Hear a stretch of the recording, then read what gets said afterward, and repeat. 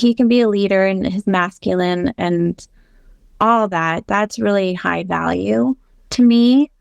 When she feels safe and she can let him lead, she can put down her guards and not feel like she has to be so tough all the time. Let's change the transition into the dating world, being single, a relationship. Are you currently in a relationship? Are you dating somebody? Not at the moment. Okay, so you're a single person right now. You were in a relationship before. I recently got out of an 11-year relationship. And so how do you navigate your entire body of work when you meet someone now? It's not going to take long for them to Google your name and see you've been a nude model and you've done certain things. And how do you navigate that? I know for myself, you type my name in, it's like steroid sales guy. He was arrested as a criminal record. And so you have your past all out there in the open. People make fun of you. They use it to hurt you. I get it every single day. You're a bad person because what you did 12 years ago. How do you navigate that? And is that going to affect you in trying to look for someone in a relationship, or are you just done with it? Right now, I'm just focusing on me and my son. I think that's important. But when it comes to dating and with, your past, I think you gotta find someone secure, and that has good communication style, because then you can really talk about your past with them and just throw it all on the table and be like, this is my past. That's not who I am now. This is who I am now. Take it or leave it. I think you just have to address it. I absolutely think that's great advice. Find someone who has a secure attachment style. If you find someone with an anxious attachment style, they're probably going to be jealous. They've seen what you've done. If they have an avoidance attachment style, well, they're probably never going to want to be with you anyway. Yeah. And really good book I'd recommend is Hold Me Tight. It's a kind of an extension of Attach. It'll tell you how to communicate, as you said, is so important. And it's not just what you say, it's how you say it. The medium is the message. I think if you read that book and apply it and get your partner to read it, and if they don't want to read it, well, you say next. Like, think of it. You could date thousands, millions of men. They're going to be interested in you. And so why date the losers? You can literally filter it out to the top guys that would actually care for you. Yeah, definitely. Yeah, I think dating these days can be scary. I don't see a lot of men or women working on themselves daily, mental mindset. So I don't know. I'm not ready for that yet.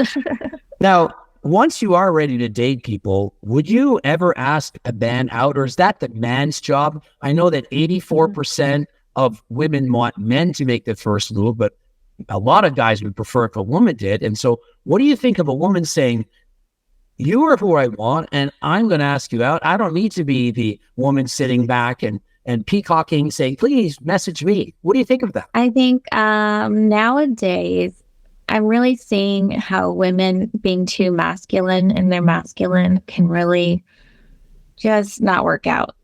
So I think it's okay for a woman to flirt and show like, hey, I'm interested.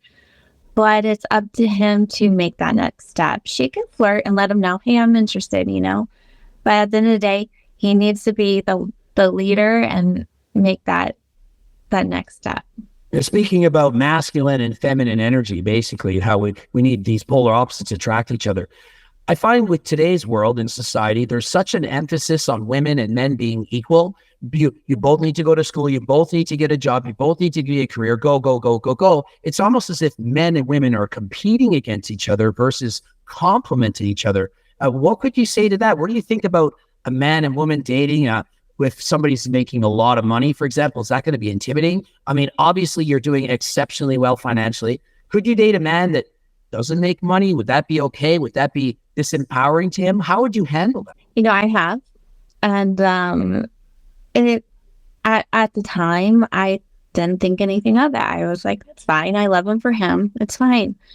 But as time goes on and the woman still has to step up and pay a lot of the bills, most of them, maybe it's not 50-50 anymore. Maybe she's feeling like she's pulling more. Then it can cause some resentment for a woman. So I think it's important you both to be at least on the same level in some sort. And if he doesn't make any money, then maybe you shouldn't be dating a high value woman. if you can't step up to the plate and be 50-50 at least. Now, you bring up a high value woman. And I've heard this debated as to what is that in your own mind. What is a high value woman and what would be a high value man? What is the difference? What are we looking for? Is it the same? Is there huge differences? Let's start with what is a high value woman? If I'm looking for a high value woman, what should I be looking for? I think she's secure attachment. She doesn't necessarily need anyone, but she wants a man in her life that she won't depend on them to be happy. She's already happy with herself. She loves herself, but she's looking for a partner that she can grow with, have a family with, complement each other, really. I think just you start off by saying having a secure attachment style. If you can start off there, everything else can be great. You can almost work on everything. If they're willing to talk, if they have that secure attachment style, then a lot of things are going to be easier. Now, transitioning to a man, what would you look for in a high value man? Is it 6 feet tall, 6 figures, and 6 inches? That's what I've heard. Is that what it is? Or is there something more to this? Similar in a way. He's secure attachment. He's good at communicating, which is secure attachment. He's able to communicate with her so she doesn't feel unheard. When a woman feels unheard, she starts feeling unsafe. He makes her feel safe in all the categories. He has it. If things fall apart in the family, he's got it. He's that leader. He can be a leader in his masculine and all that. That's really high value to me.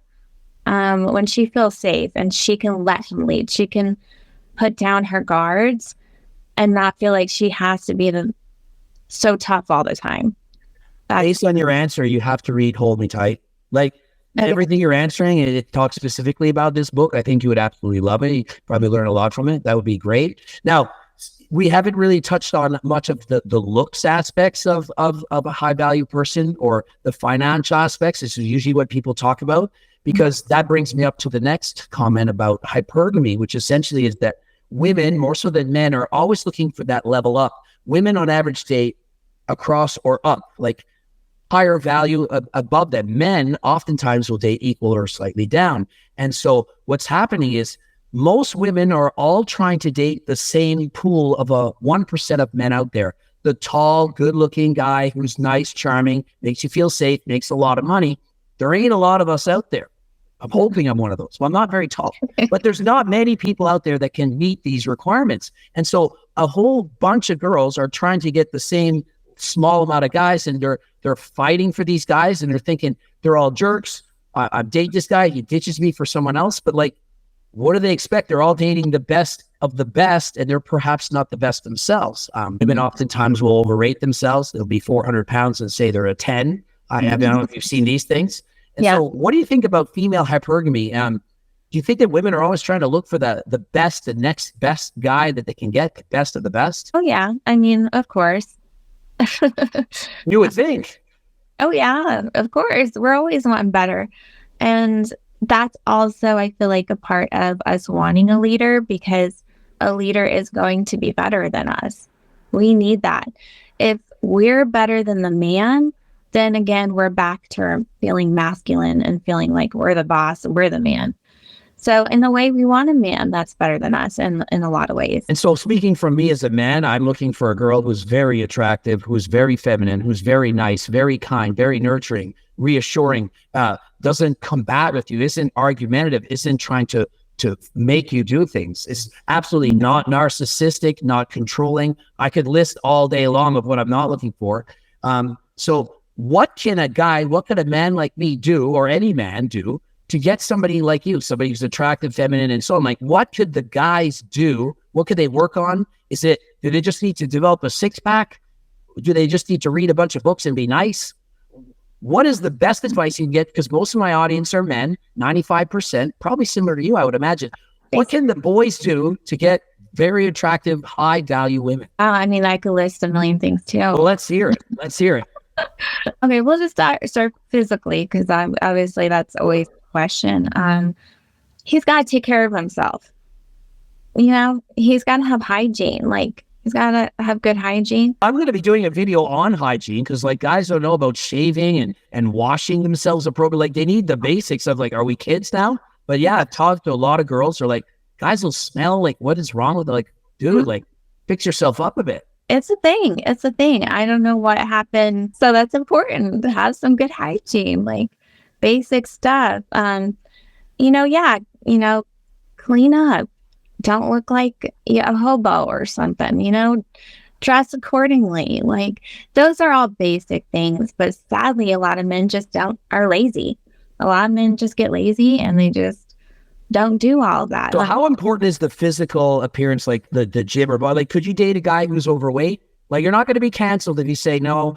Like it seems like a man can't say, I don't want to date a girl who's 200 pounds, but then the girl will say, well, I don't want to date a guy under 6 feet tall. It's like, well, I can't change my height. I'm a 5'6" man. I can't get taller. I can wear maybe shoe inserts or something, but I can't change that. So to me, if you're criticizing women for their weight, well, they can go to the gym and they can eat healthy. A guy can't get taller. A guy can't make his nose and lips look, well, I suppose you get surgery, but you can't just look hotter. You're born with what you got. You work with what you got, but you can have better muscles. You can eat better. You can do cardio. What do you think? I think it kind of comes back to being a leader. If you're not taking care of yourself, how do you expect your woman to think you can take care of her?